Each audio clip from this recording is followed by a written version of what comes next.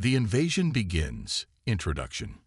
In the dark expanse of space, the silent hum of engines powered the sleek, silver ships of the Zenter Dominion. They had spread across galaxies, subduing entire planets with a weapon more powerful than any fleet: their ability to control minds. It was simple. Invade a world, use their telepathic technology to bend the will of its inhabitants, and watch as entire populations crumbled without resistance. This time, their sights were set on a small, seemingly insignificant planet, Earth. The Zenter commanders, confident in their abilities, prepared for what they believed would be another easy victory. After all, no species had ever resisted them. They had conquered the proud warriors of Immerse, the brilliant strategists of Delta Prime, and even the resilient colonists of Vega 9. Humans, to them, were just another primitive species. "Begin the initial wave," ordered Supreme Commander Xylox, his voice sharp, his dark eyes glowing with the power of the mind control devices embedded in his skull. From the command ship, thousands of smaller vessels began their descent towards Earth's atmosphere, carrying the hope of a swift and effortless victory. On Earth, everything seemed normal. In a small town, Sarah, a young woman in her early 20s, was walking her dog, oblivious to the invisible threat descending from the skies. Farther away, deep in the city, Mark, a software engineer, was caught up in the rush-hour traffic, trying to make his way home after a long day at work. Life moved forward as it always had. But then something strange happened. In the skies above, an eerie, silent wave passed over entire cities. It was invisible to the eye, undetectable by human technology, but its effects were meant to be immediate. In every other conquest, this was the moment when entire populations would stop in their tracks, their minds bending to the will of the Zenter. Yet, on Earth, nothing happened. Sarah stopped for a moment, feeling a strange chill in the air. She glanced around, her brow furrowed in confusion, but everything seemed normal. Mark, too, noticed something strange. As he sat in his car, waiting for the traffic light to turn green, he felt an odd pressure in his head, but it passed quickly. Shaking it off, he continued on his way, unaware of the danger hovering just beyond the clouds. High above, aboard the Zenter command ship, confusion rippled through the ranks. "Why isn't it working?" Xylox demanded, his fingers tightening on the armrests of his command chair. He stared at the screen, watching the feeds from the Earth invasion. No one had stopped. No one had succumbed to their control. "Sir, it appears that the humans are unaffected," one of the telepaths replied, his voice uncertain. The rest of the crew exchanged uneasy glances. This had never happened before. Every other species, without exception, had fallen under their control instantly. Xylox stood up, his dark cloak swirling around him as he paced the room. "Impossible," he muttered, his mind racing. "No species is immune to our power." Yet, as the moments passed, it became clear. Earth's population continued as if nothing had happened. Humans were immune. The shock was palpable. For the first time in the Zenter Dominion's long history of conquest, they faced a species they could not control. On the surface, the day continued, but strange reports began to trickle in. In government offices and military bases, some had noticed the unexplainable. Satellites picked up unusual activity in the atmosphere, strange energy readings that didn't match anything known on Earth.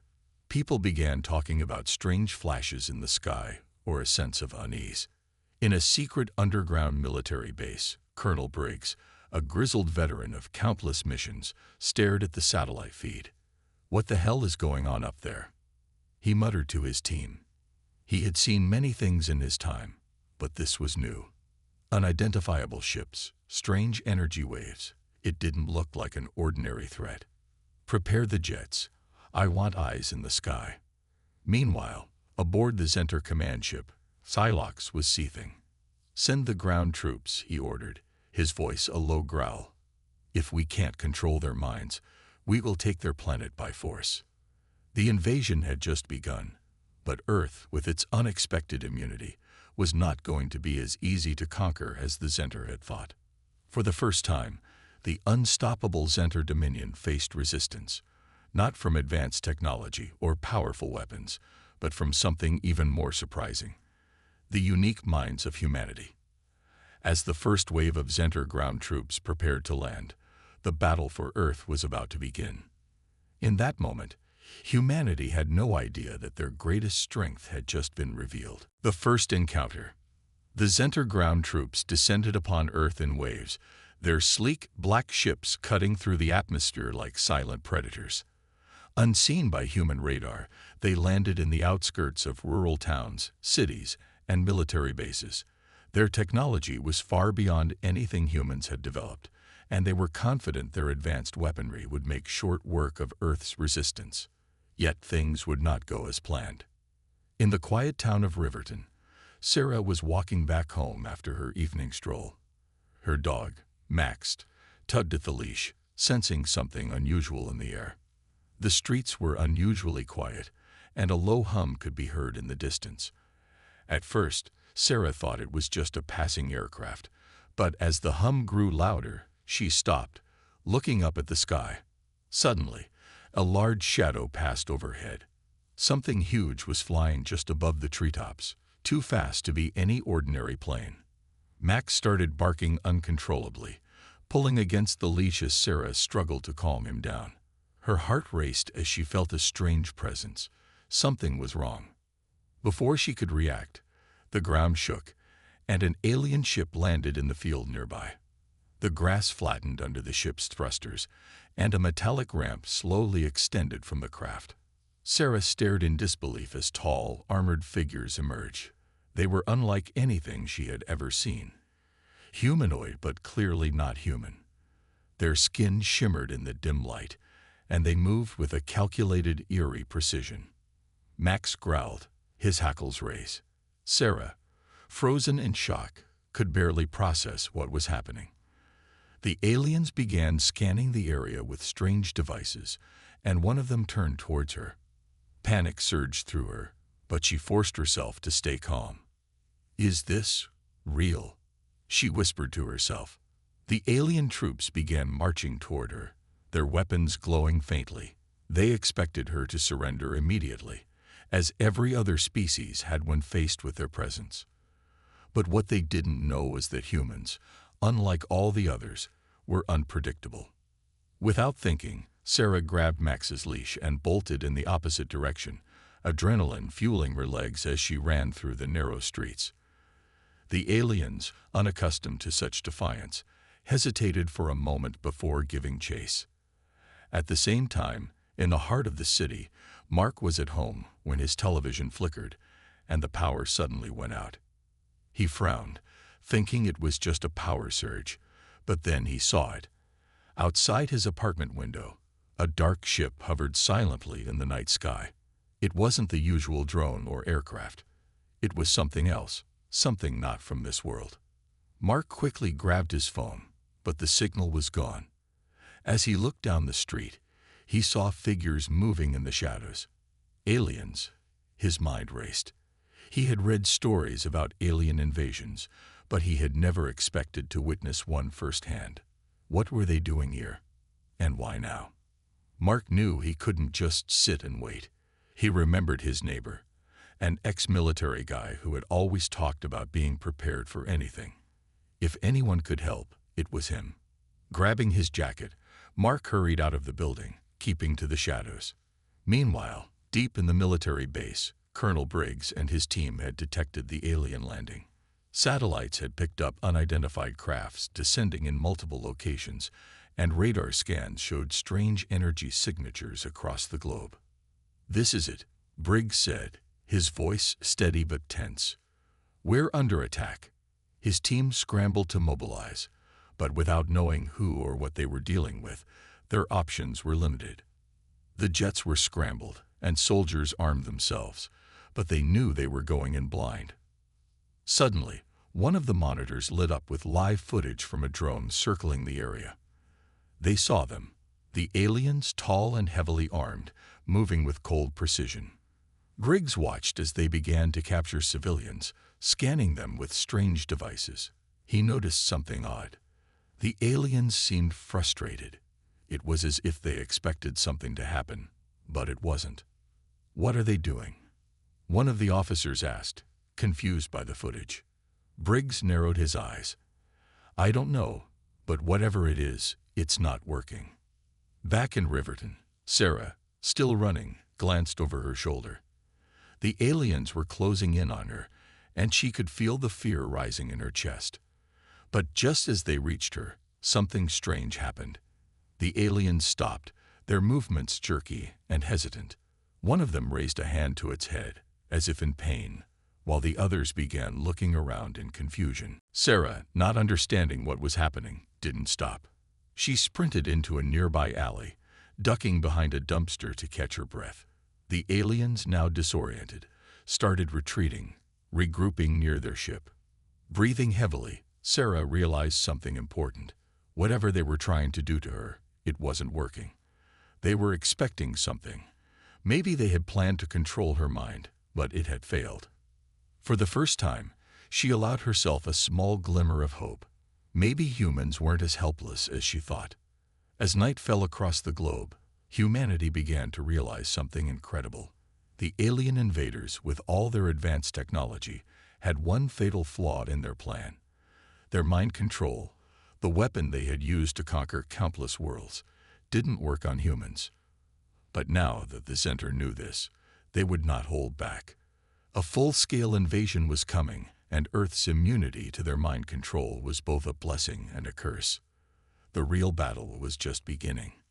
The discovery. As dawn broke over the horizon, the reality of the alien invasion settled in across the globe. Governments were scrambling for answers, while people in towns and cities tried to make sense of the sudden appearance of hostile extraterrestrials.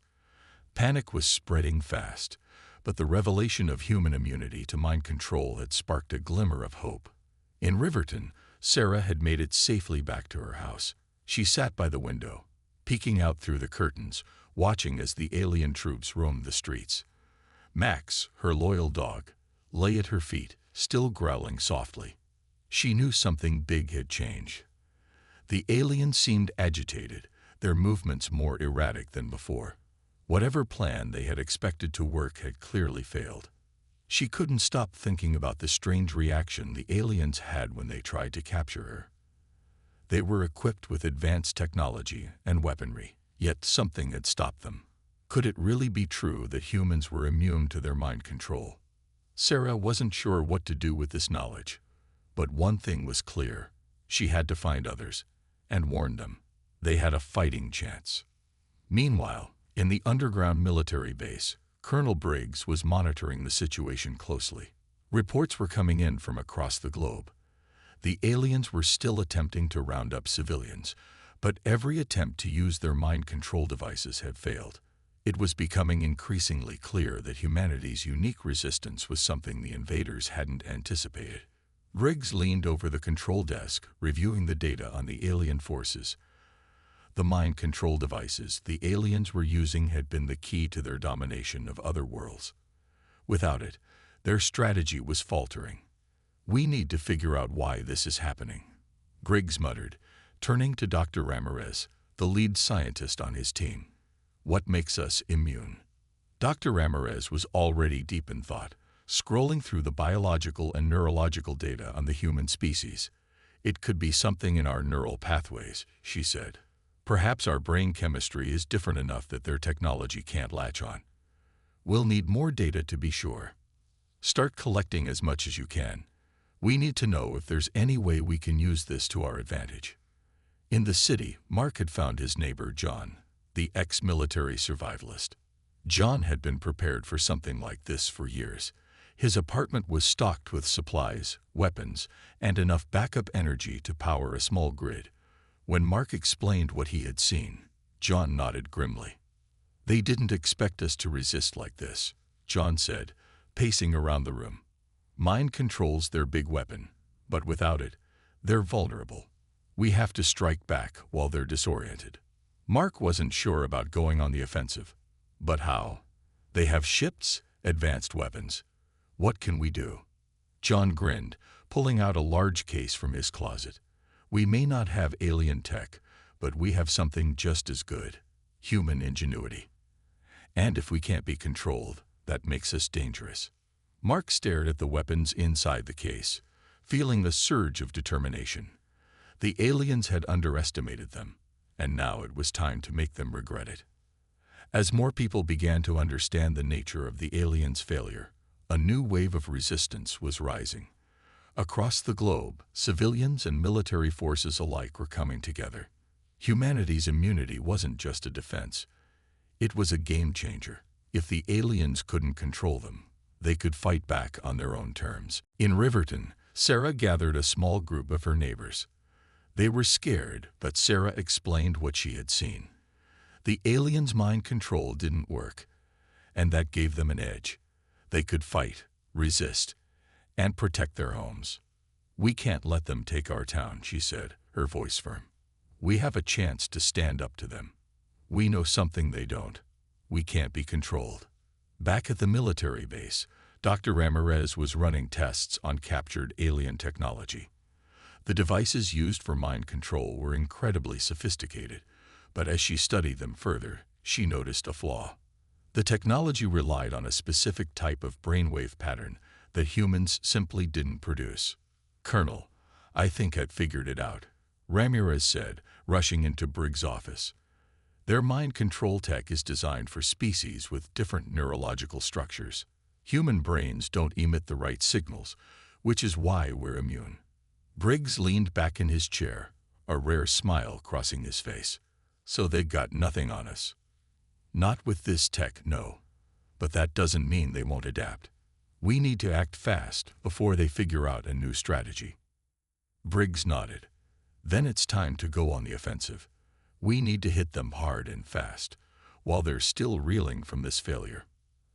As the day wore on, news of humanity's unique resistance spread across the globe. People were no longer just running and hiding. They were organizing, preparing to fight back. The aliens had come expecting easy domination, but what they found was a species that refused to be controlled. The discovery of humanity's immunity was more than just a defense. It was the beginning of a new chapter in the war. The aliens, once confident in their overwhelming superiority, were now facing an unpredictable and defiant opponent. And for the first time since their invasion began, they realized they might be in over their heads. The battle for Earth was far from over, but the tide had begun to turn. The rising resistance. As the news of humanity's unique resistance to alien mind control spread, the world began to change. What had started as a frightened and confused response to the invasion was now shifting into something far more determined: resistance. People everywhere were waking up to the fact that they had an advantage the aliens didn't expect, and that advantage was fueling a new hope. In Riverton, Sarah had rallied her neighbors, forming a small but determined group of defenders. They weren't soldiers, but they didn't need to be. Armed with the knowledge that they couldn't be controlled, they had started preparing for a fight. Makeshift barricades were set up in the streets, and those with military or survival training took charge of organizing the civilians. Sarah stood on top of one of the barricades, looking out at the horizon.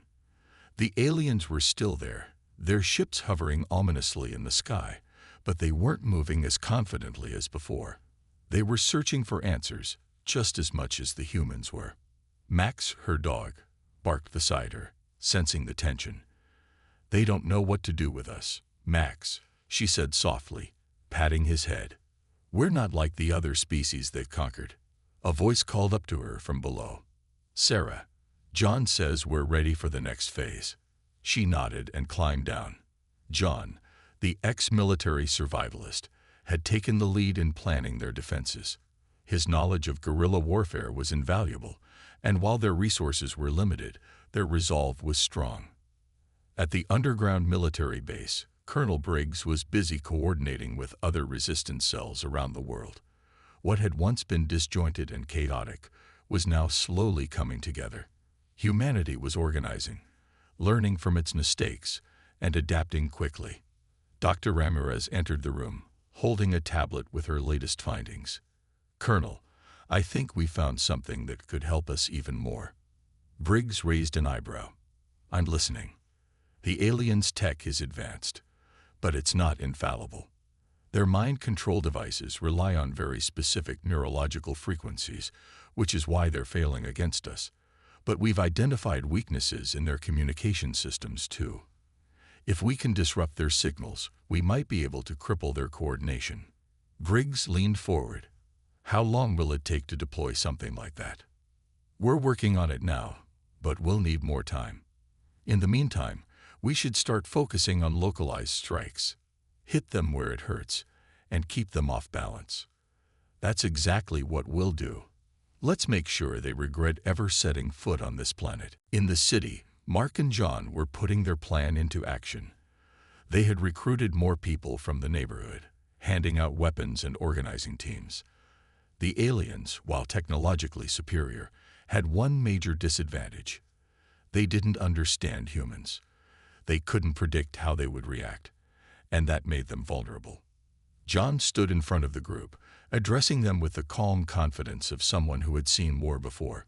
Listen up, everyone. We don't have much in the way of firepower, but we don't need it. What we have is knowledge. Knowledge of our streets, our homes, and our people. The aliens don't know us, but we know them now. They're confused, and they're scared. This is our chance to hit them hard. Mark nodded in agreement, feeling the energy of the crowd.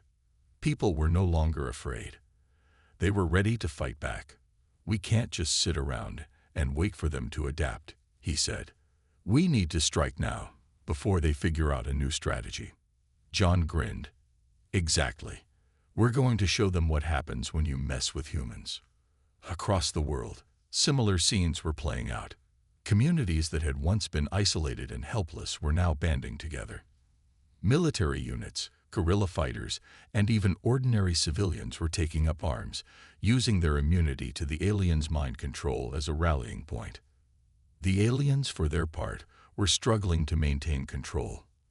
Their usual tactics weren't working, and they were unprepared for the level of resistance they were encountering. Their ships, once symbols of their overwhelming power, were now vulnerable targets for human ingenuity.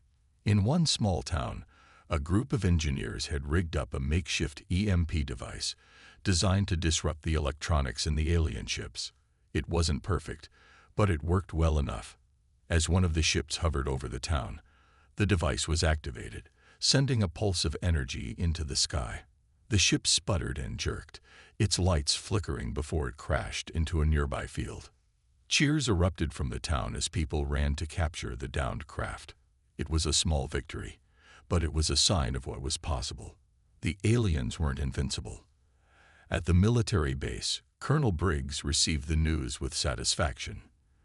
That's one down, he said, looking at the map of the invasion zones. Let's see how many more we can take out before they realize what's happening. Dr. Ramirez smiled.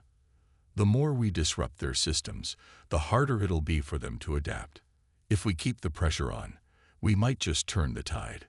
Briggs nodded. Let's keep hitting them where it hurts. We've got them on the ropes, and we're not stopping now. As night fell, the resistance continued to grow. People who had once been terrified were now standing up and fighting back. Humanity's immunity to the aliens' mind control had given them the edge they needed, but it was their resilience, their creativity, and their determination that would win the day. The aliens had come to Earth expecting an easy conquest. What they found instead was a species that refused to be dominated, a species that thrived in the face of adversity. And the fight was far from over. The alien counterattack. The moment of celebration across Earth was short-lived. The aliens, though surprised and unsettled by humanity's resistance, were not easily defeated. After their initial confusion, they began to regroup and analyze the humans more closely. Their advanced technology allowed them to observe patterns, and soon they launched a counterattack designed to crush the newfound human hope. Sarah was standing at the barricades again, her eyes scanning the sky. The alien ships, which had been relatively inactive for the past few days, were now moving. Fast, A low, rumbling hum filled the air as the craft started to reposition themselves over major human settlements. Max barked nervously at her side, and Sarah could feel the tension building in the crowd around her. John, the seasoned military strategist, appeared at her side, his face grim. "They're coming for us," Sarah said softly, not taking her eyes off the ships. John nodded. "They've had time to regroup. They know their mind control doesn't work on us, so they'll switch to brute force." "We knew this was coming," Sarah replied. "But we're ready." In the military base, Colonel Briggs and Dr. Ramirez were deep in discussion as they watched the alien ships begin their coordinated movement. "They're shifting strategies," Ramirez said. "They've stopped relying on mind control and are preparing a full-scale assault. They're going to bombard the cities directly." Briggs clenched his jaw. "They're going to flatten everything in their path. We have some defense systems in place, but we're not ready for this kind of attack," Ramirez admitted. "We need more time to disrupt their technology."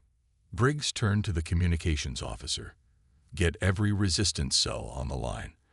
Tell them to brace for heavy fire and start evacuating civilians to underground shelters. We're going to lose some ground, but we'll regroup and hit back when they least expect it." In Riverton, John had gathered the small militia in the center of the town. He stood before them, calm and composed despite the looming danger. "Listen up, everyone," he began, his voice steady. "The aliens are preparing for a full-scale attack.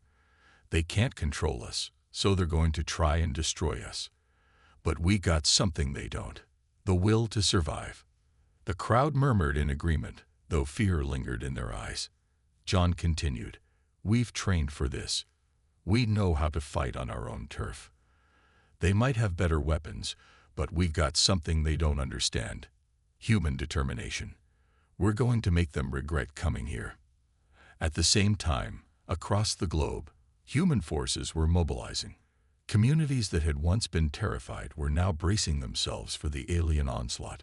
Makeshift weapons, strategic traps, and defensive positions were being set up. The world had united in a way no one could have expected, and even in the face of overwhelming force, they refused to give up. In one underground bunker, a group of engineers was working furiously on their EMP technology. The device had worked on one ship, but they needed to scale it up to take down more. "If we can enhance the range and power, we might be able to disable several ships at once," one of the engineers said, soldering wires together. "We don't have much time," another replied, glancing at the live feed of the alien ships closing in. "We'll make it work. We have to." As the alien ships descended, their weapons charged, beams of energy began to rain down on the human cities. Buildings crumbled and fires erupted in the streets. But the humans were prepared. Underground bunkers shielded many civilians, and resistance fighters moved through the rubble, striking back whenever they could. In Riverton, Sarah and her group had taken up positions in the town hall, using it as their base of operations. The aliens' energy blasts shook the building, but it held firm. "We've got to take out that ship," Sarah yelled over the noise. "It's tearing the town apart." John nodded, pulling out a set of binoculars to assess the situation. "We've got a window. Their shields are down for a moment when they fire. That's when we hit them." On the front lines, Mark and his team of fighters were moving through the ruins, targeting the aliens where they were vulnerable. They had learned quickly that the alien infantry, while formidable, was slow to adapt to human guerrilla tactics. As they advanced through the rubble, Mark spotted a group of aliens setting up a new weapon platform. "That's got to go," he muttered to himself, signaling to his team. They moved swiftly, using the cover of collapsed buildings to get into position. Mark aimed carefully, waiting for the moment when the aliens were most exposed. With a squeeze of the trigger, the weapon platform exploded, sending the alien soldiers scattering. "Nice shot," one of his teammates shouted as they continued their push. At the military base, Colonel Briggs was receiving reports from all over the globe. The aliens were hitting hard, but humanity was holding its ground.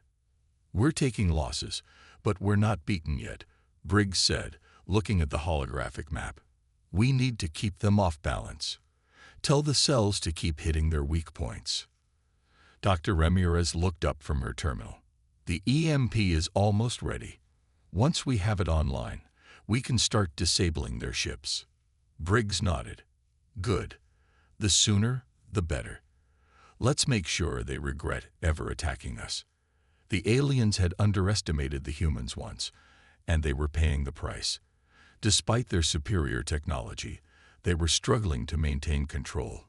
Humanity had something far more powerful than advanced weaponry, an indomitable spirit. As the battle raged on, one thing became clear: this fight wasn't over. Humanity was down, but not out. And the aliens were about to learn that Earth wasn't as easy to conquer as they had thought. You said, the turning tide.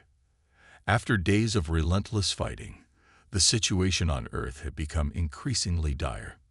The alien forces, relentless in their assault, seemed to be everywhere, attacking cities and military installations. But hidden among the chaos, humanity was regrouping.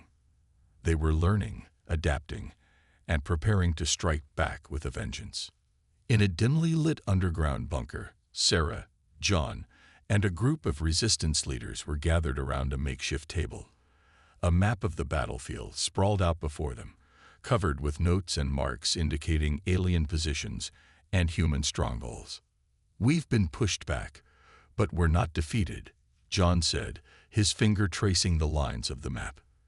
If we can draw their forces into this area, we can hit them from all sides. Sarah looked at the map, her heart racing. We have to use their own tactics against them. They underestimate our ability to strike when they're vulnerable. One of the engineers, a young woman named Lisa, chimed in. The EMP device is ready. If we can get it into the right position, we can disable several alien ships at once. Meanwhile, high above the Earth, the alien fleet was busy coordinating its next assault.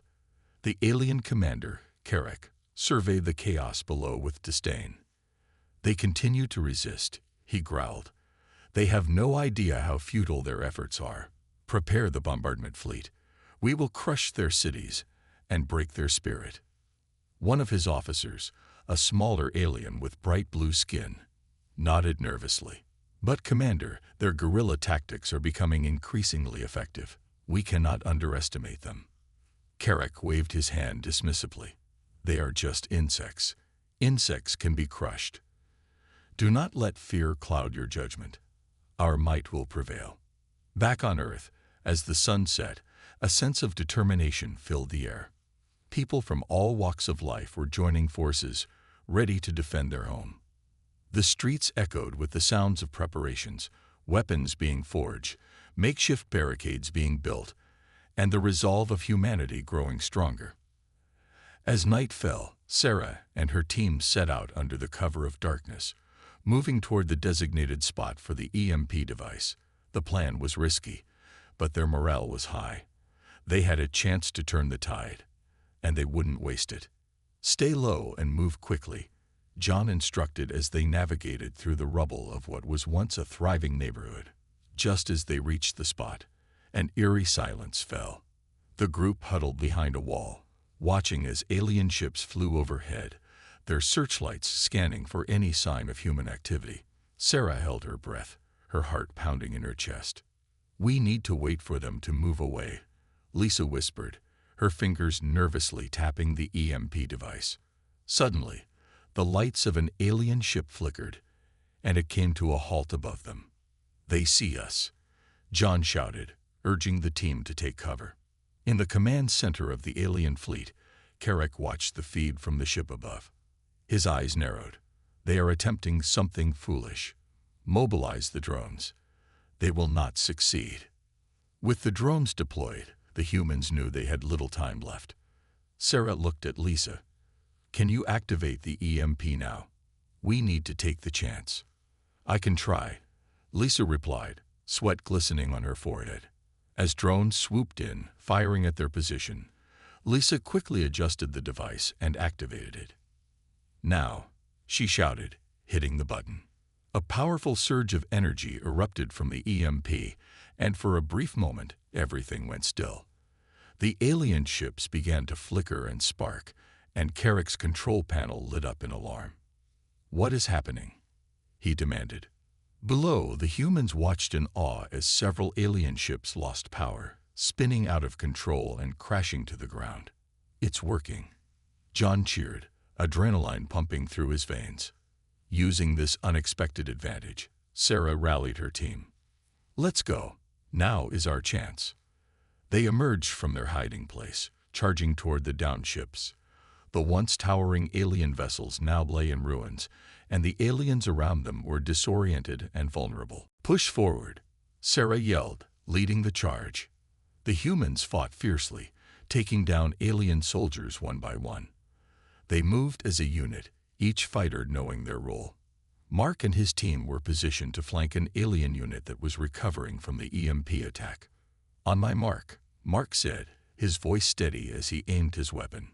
3, 2, 1, now." With a shout, they rushed forward, catching the aliens off guard. Back in the command center, Carrick was furious.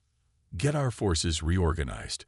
We cannot let these insects defeat us," he commanded, but it was clear the tide had turned. The human resistance was fierce, emboldened by their victories. Each downed alien ship and soldier fueled their determination. As the battle raged on, Colonel Briggs received reports from across the globe. "We're seeing significant progress. The EMP has shifted the balance," an officer said, a hint of hope in his voice. Briggs nodded, his face resolute. "Keep the pressure on. We need to take advantage of this moment. The longer we keep them on the defensive, the better our chances." The humans, fueled by newfound hope and determination, pressed on. The aliens were beginning to falter, and the realization that they had underestimated humanity was dawning on them. As the sun began to rise over the war-torn cities, it illuminated the faces of those fighting for their world. They were tired but unyielding. They had faced unimaginable odds, but now, with each step forward, they proved that humanity's spirit was unbreakable. And as the fight continued, one thing was clear. This battle was far from over. The fight for Earth was just beginning, and humanity was ready to face whatever came next. The final stand. The dawn broke over a battlefield littered with the remnants of alien technology and human bravery. For days, the war had raged, but now a sense of anticipation hung in the air. This would be the day when humanity would either reclaim their home or face extinction. The stakes had never been higher. In the heart of what remained of the command center, Sarah, John, and their team gathered for one final briefing. The tension in the room was palpable, but there was also a spark of determination. They had gained ground, but the alien commander Carrick was not one to be easily defeated. "We've pushed them back, but they're regrouping for a counteroffensive," John said, pointing at the holographic display of the battlefield. "Carrick will not give up without a fight." Sarah nodded, her brow furrowed in concentration. "We need to strike first. We can't let them build their forces. If we hit them hard, we can disrupt their command and take out Carrick." Outside, the sound of alien ships could be heard roaring in the distance.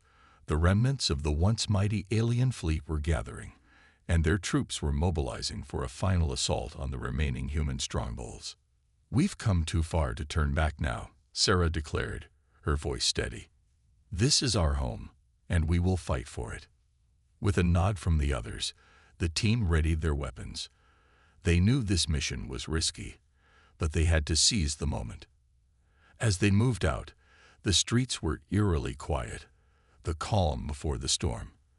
They navigated through the debris of the city, each footstep echoing the weight of their determination. Sarah led the way, her heart pounding in her chest. "Keep your eyes peeled. They could strike at any moment," she reminded the team. Suddenly, a squad of aliens appeared around a corner, weapons raised and ready. "Get down," John shouted, and a group dove for cover just in time. The aliens opened fire, the sound of blaster shots ringing through the air. Sarah and her team returned fire, their weapons blazing as they worked together, taking down the alien soldiers one by one. "We need to keep moving," Sarah yelled, pushing forward. After a fierce skirmish, they emerged victorious but aware that time was running out. The alien fleet was closing in, and Carrick would soon be leading the charge. They needed to reach the command ship, the heart of the alien forces. "We've got to reach that ship before it takes off," John urged, scanning the area for any signs of the alien command vessel. "It's our only chance to take Carrick out of the fight." As they approached the command ship, they were met with heavy resistance. Alien soldiers poured out, their eyes filled with fury and desperation. This was their last stand, and they were determined to protect their commander at all costs. "Get to the ship," Sarah shouted as they fought their way through the chaos. With every shot fired, every alien taken down, they drew closer to their target. The smell of smoke and the sounds of battle filled the air, but there was no turning back now. Finally, they reached the entrance to the command ship, the massive doors looming before them. Sarah looked back at her team, determination burning in her eyes. "This is it. We fight together, we fight hard, and we finish this," she declared. As the doors opened, they rushed inside, ready to face whatever awaited them. Inside the ship, the atmosphere was tense. Alien technology pulsed with energy, and they could feel the weight of Carrick's presence. The commander was waiting for them, surrounded by his elite guards. "You dare invade my ship?" Carrick growled, his eyes glinting with anger. "You will pay for your insolence." With a roar, the guards charged at Sarah and her team, but they stood their ground, weapons raised. "We're not backing down," Sarah shouted as the battle began. The fight was fierce, each side refusing to yield. Sarah and her team fought with every ounce of strength they had, dodging blasts and returning fire. As chaos erupted around them, Sarah spotted Carrick attempting to retreat. "We can't let him escape," she yelled, pushing through the fray. In a final burst of energy, Sarah tackled Carrick to the ground, the two of them struggling for control of his weapon. The world around them faded, the battle noise becoming a distant hum as they grappled. "You think you can defeat me?" Carrick hissed, his alien strength evident. "We don't just survive. We fight back," Sarah replied, summoning her willpower. With a surge of determination, she pushed Carrick back, grabbing his weapon and turning it against him.